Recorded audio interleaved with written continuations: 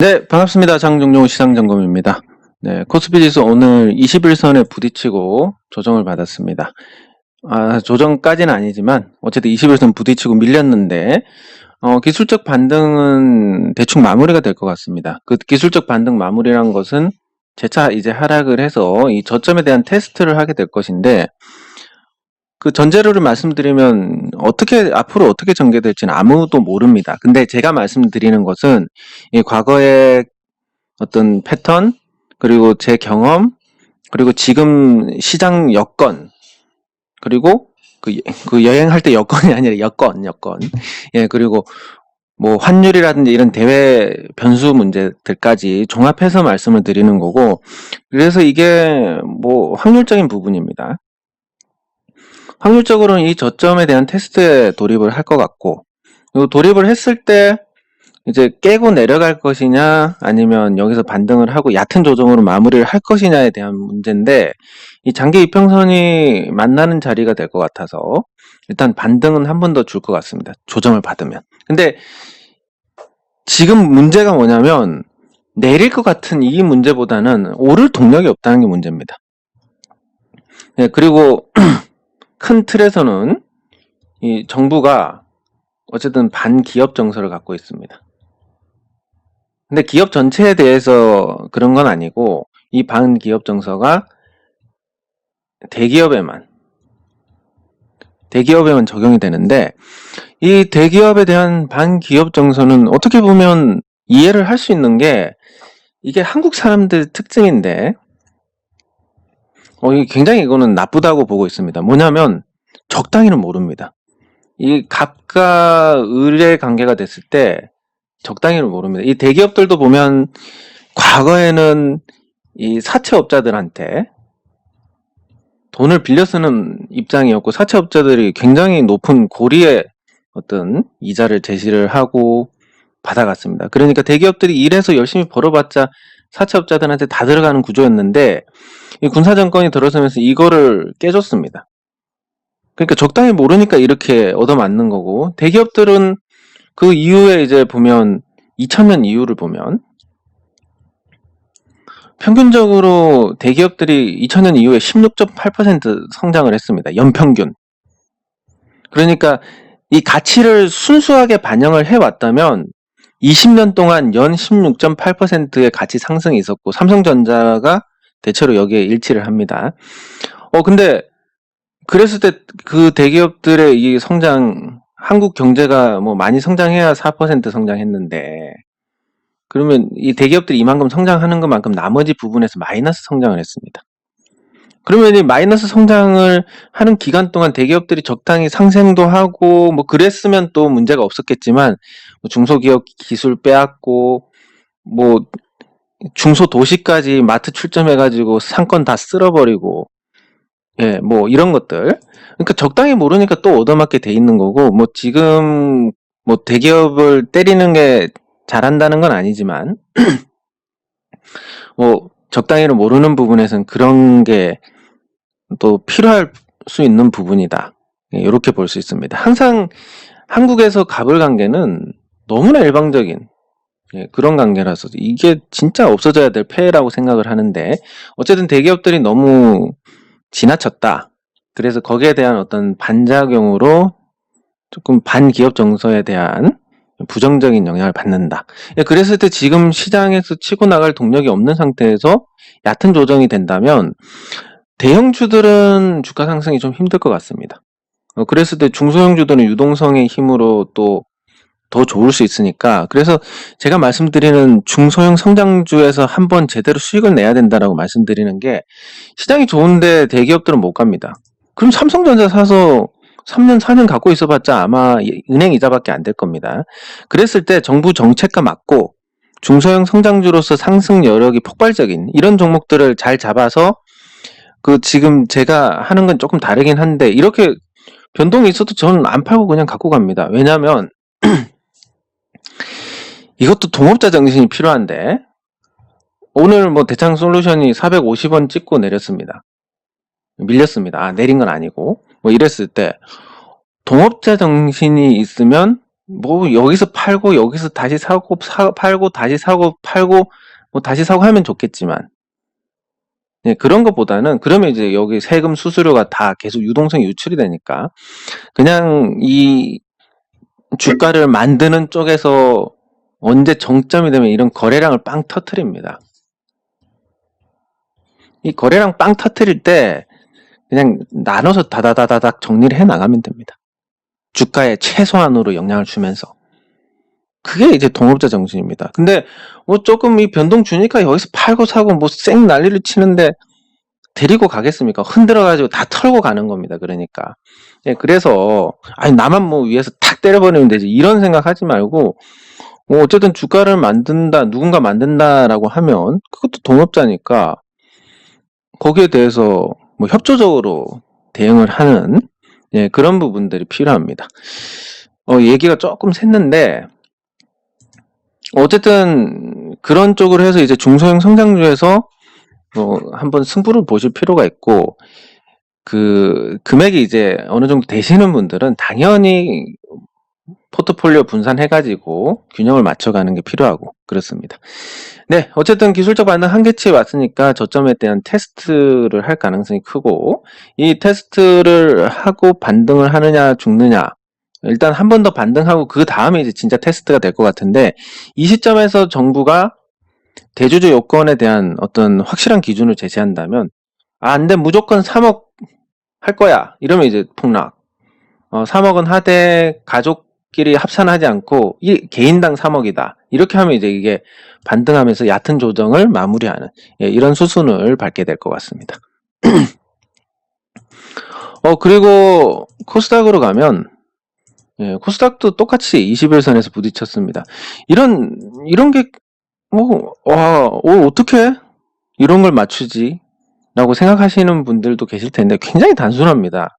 이게 그러니까 뭐 제가 지금까지 쭉 봐온 결과 차트 분석으로 뭐 다 한다, 아니면 뭐 다른 걸로 뭐 한다 이런 분들이 정작 설명을 못 합니다.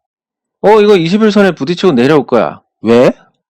그 왜에 대한 Y에 대한 대답을 못 합니다. 그걸 할 수 있는 사람이 아마 한국에서 저밖에 없을 겁니다. 왜냐하면 저는 계속 그런 걸 연구를 해왔으니까.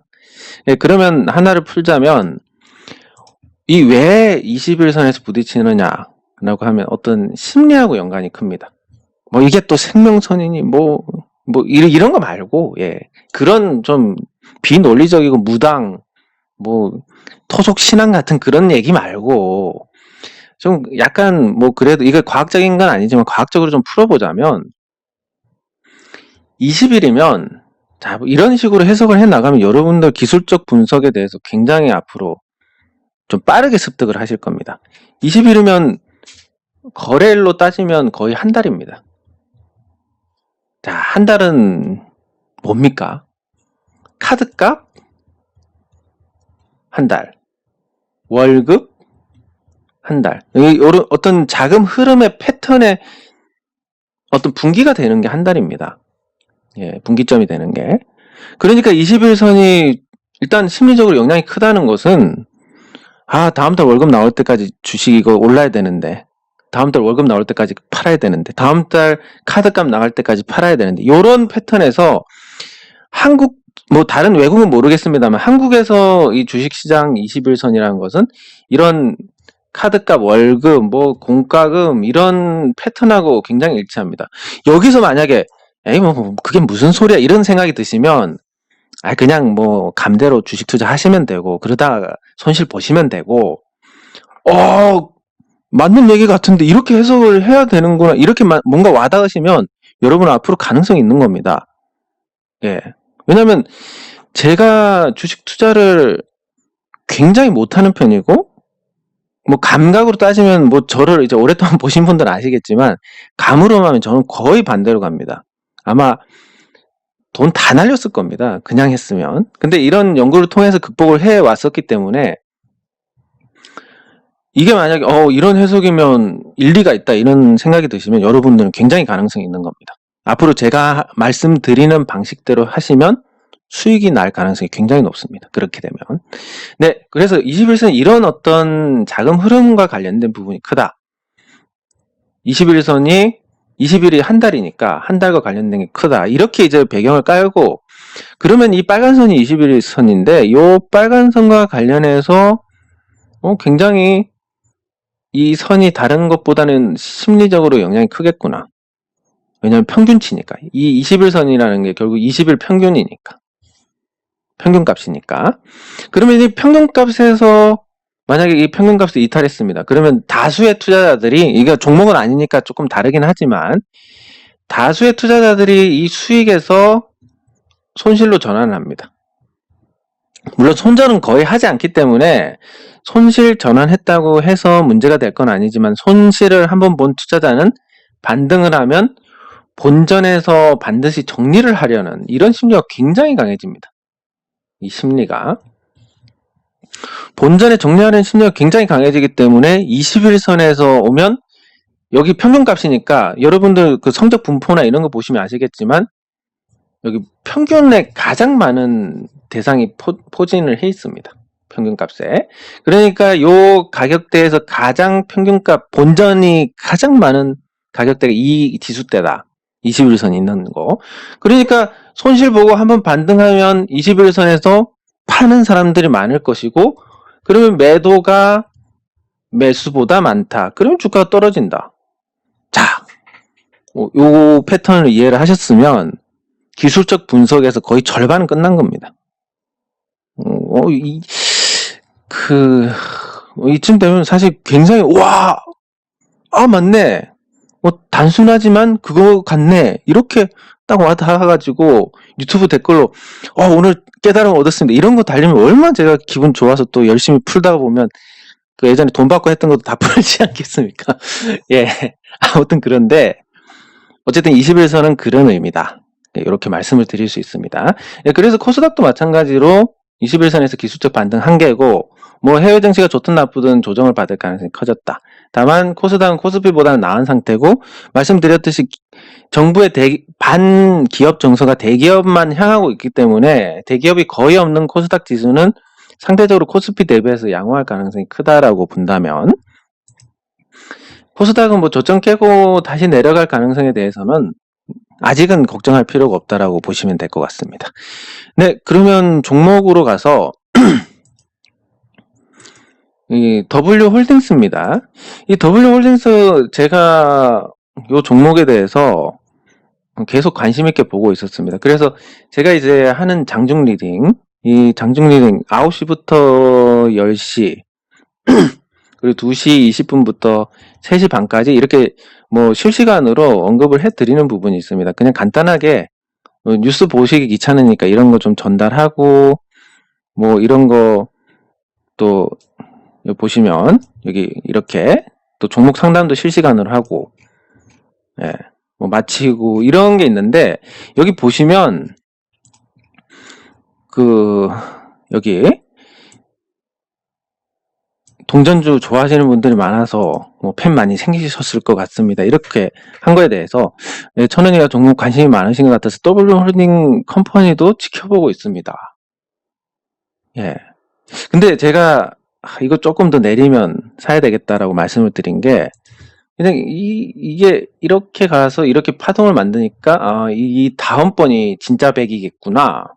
그래서 여기 350원쯤 오면 공략을 해야지. 근데 350원은 가격은 좋는데 약간 더 여기 내려와야, 이런 생각을 했습니다.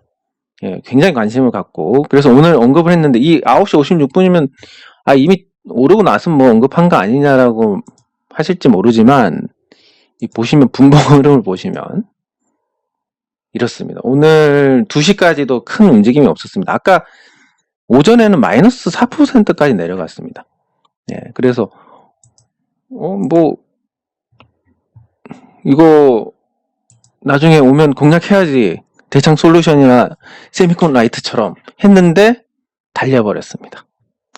그래서 조금 아쉬워가지고 상한가를 갔는데, 아쉬워서 제가 말씀을 드리는 거고, 어쨌든 이 회사가 제가 쭉 봤던 이유가 뭔가 좀 시장에서 핫한 이슈에 연결되는 분이 뭐 실질적인 사주다.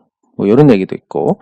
그리고 이제 가치 측면에서 보더라도 지금 오늘 상한가 가서 시총이 1080억인데 가치 대비 저평가 상태였고.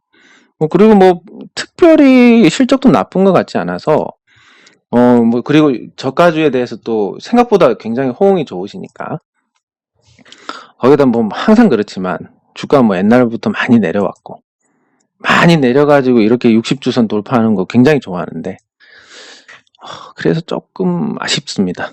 예, 아쉽지만 또 너무 또 동전주만 하다 보면 제가 원래 대형주만 하는 거의 대형주를 하는데 이상하게 이제 동전주만 다루게 돼서 또 이미지에 어떤 고착화가 있을까봐 잘된 일이라고 생각을 하고 넘어가겠습니다. 어쨌든 좀 아쉬웠다 하는 부분. 그리고 대창 솔루션 여기서도 하나 그냥 팁을 공유를 하자면 그렇습니다. 뭐 450원 팔고 다시 잡을 수도 있는데 안 그랬습니다. 왜 안 그랬냐면 이쯤 되면 이제 어느 정도 의지가 보입니다.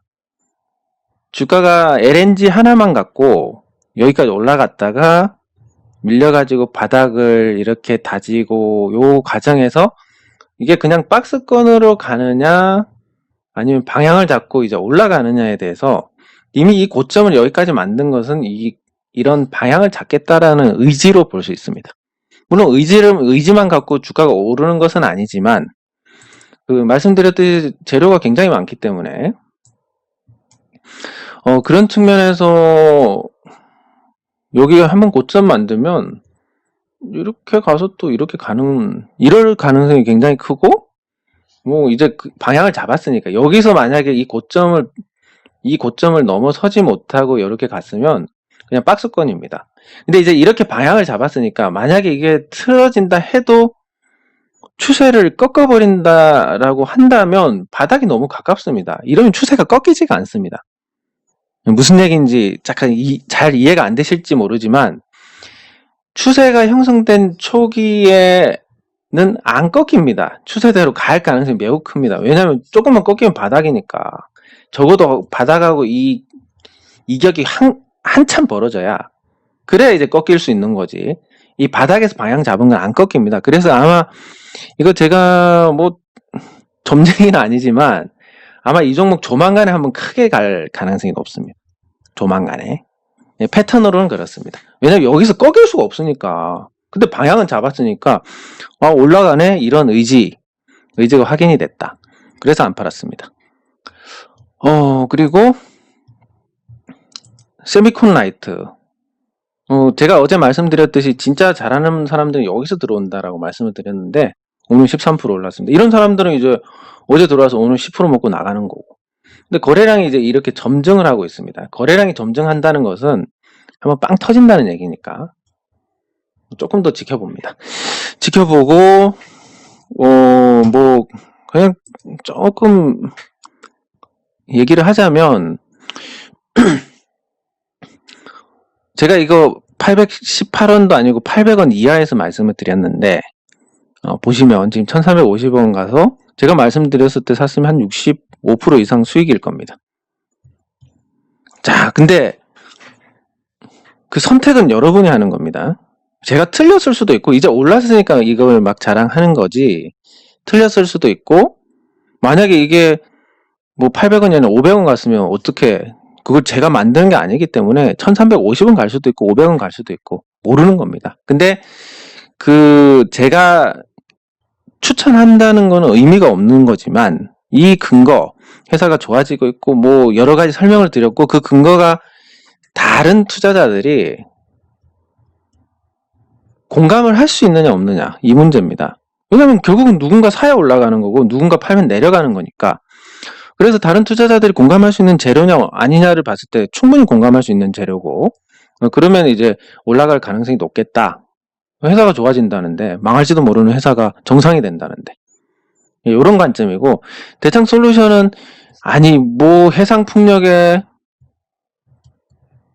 어제는 또 수소도 나왔고 해상풍력의 수소에 또 가스터빈 두산중공업 가스터빈에 그리고 LNG선하고 LNG 탱커에 그 또 LNG를 갖고 또 수소를 만드는 거, 여기다가 또 그 정부 정책하고 관련된 게 탈원전에 핵 폐기물 저장 시설까지 해가지고 정부 정책하고 다 엮여 있는 겁니다. 그러면 이거 터져서 한번 오를 거 있고, 이거 터져서 오를 거 있고, 이거 터져서 오를 거 있는데, 앞으로는 뭐냐면 제가 말씀드렸듯이 1년 2개월 터울로 대장솔루션이 수주를 받았습니다. 그래서 수주 2018년 5월, 2019년 7월, 2020년 9월에 나와야 되는데 안 나왔습니다. 뭐 코로나 때문에 뭐 약간 그랬다 치면 한 10월에서 12월 사이에는 뭐 수주 소식이 나오지 않을까 하는 거고, 정부 정책이 어쨌든 굉장히 핫하고 많은 기사들을 쏟아내기 때문에 관심을 받을 수밖에 없고, 뭐 이런 것들, 그런 걸로 이제 투자를 했고, 그러면 정부 정책이 별거 아니다라는 게 나올 때까지 주가가 꺾일 가능성이 낮다. 그러니까 아까 말씀드린 이 추세가 한번 잡혔는데 바닥이 가까우니까 추세 꺾이고 이런 거 자시고 할 것도 없다. 그러니까 이런 건 간다. 여기다 재료 많다. 충분히 뭐 해볼 만한 거지 않습니까? 그거에 대해서 초점을 맞추시면 됩니다. 제가 얘기를 해서 64% 오르고, 이거 장중에 오른 거 치면 한 25% 올랐을 텐데, 25에서 30% 장중 고점으로 치면, 우와, 사실 뭐 그냥 어떻게 보면 누가 이런 정보를 공유를 해서 수익을 주겠습니까? 오, 진짜 좋은 사람이다라고 하지만, 또 한편으로 만약에 제가 추천한 종목이 떨어지면 죽일 놈 되는 거니까, 그런 건 의미가 없고, 이거 얼마에 사야 무조건 올라간다, 이것도 의미가 없습니다. 근거 없으면 아무 짝에 쓸모없는 겁니다. 근데 이게 이제 근거가 충분히 다른 투자자들의 공감을 얻을 수 있느냐 없느냐, 여기에 초점을 맞추면 조금 더 보일 겁니다. 오늘 제가 너무 많은 걸 말씀을 드린 것 같은데, 여러분들 투자에 도움이 되었으면 좋겠습니다. 이왕 뭐 말한 거 어쩔 수 없고. 예, 오늘은 여기서 마치도록 하겠습니다. 수고하셨습니다.